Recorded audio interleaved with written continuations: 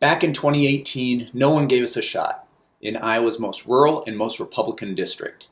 However, we moved the needle 24 points, which is third most amongst all challengers. We earned 25,000 more votes than there are even registered Democrats in this district. And we outperformed nearly 40% of the DCCC's red to blue races. All of that without the help of the DCCC, all of that without a dime of corporate PAC money. Iowa congressional candidate J.D. Scholten rejected the DCCC's monetary assistance and has actually seen tremendous support from Iowans on both sides of the aisle in his district. J.D. joins us now to discuss his campaign standing and his decision to reject the DCCC's help. Welcome back, J.D. It's always great to see you. Good seeing you, Crystal. All right, so just take me through this decision. What made you decide to reject the DCCC's help, and what has been the reaction and the response to that? Yeah, last cycle when we ran, nobody gave us a shot, and when we ended up, I gave you a shot, JD. You gave me a shot.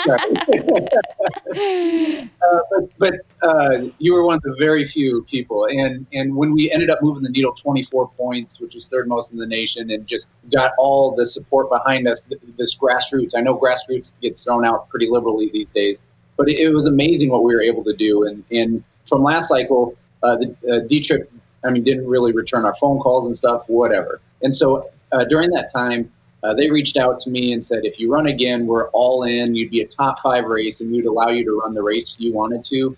Well, none of that has really panned out. And so I said, hey, let's cut the crap. What are we doing here? And they still wanted to dangle carrots in front of us and said, well, if you do this and you do this, maybe we'll do this. I finally said, you know what? We're going to do it our way. I want this race to be run out of Sioux City and not DC. And ultimately, I'm not running to win their approval. I'm running to win this race. Yeah, I think that's so well said. And this is kind of disclosure. I worked with you last time around. I got to travel around a little bit in your district, so I got to see it firsthand. Just tell people a little bit about your part of Iowa. First of all, the district is huge. It's one of the most rural congressional districts in the country. What is the attitude like towards Democrats there, and something that I know you and I both care a lot about? How has the Democratic Party fallen so far in these parts of America?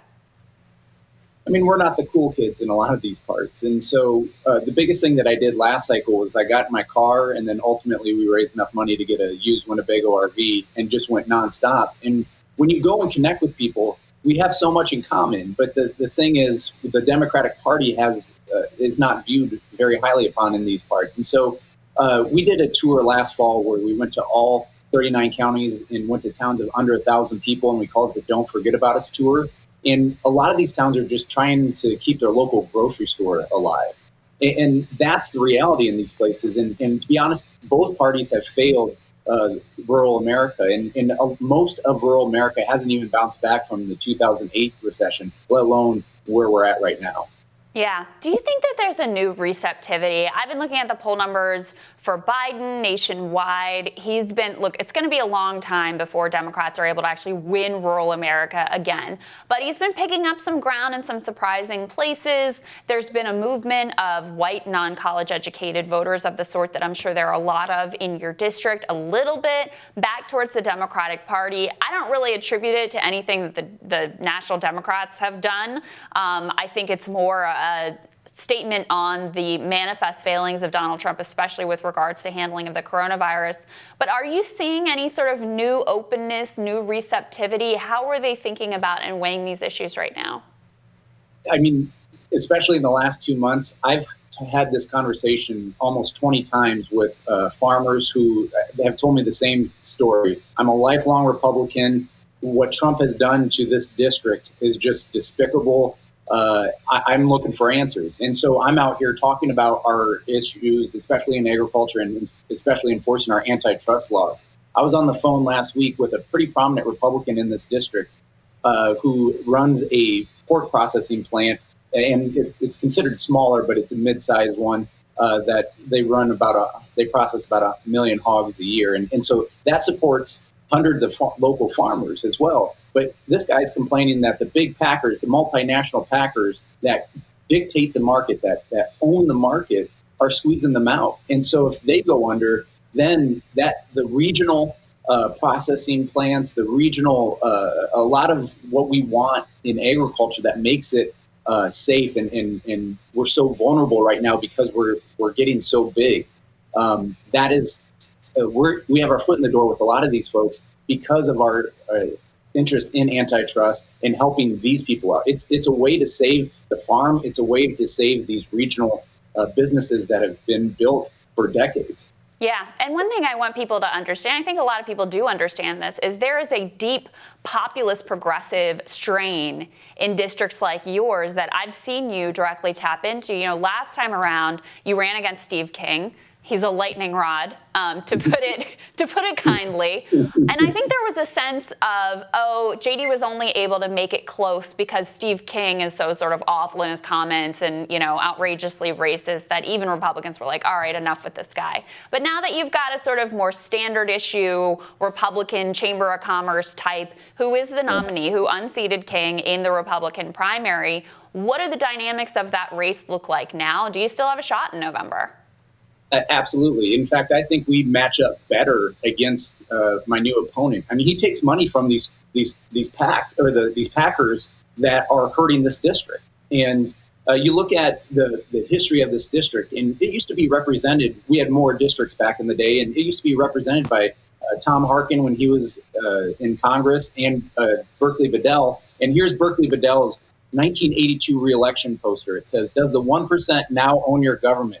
Does the 99% have a chance? How can we rescue our democracy?" I mean, that was 1982.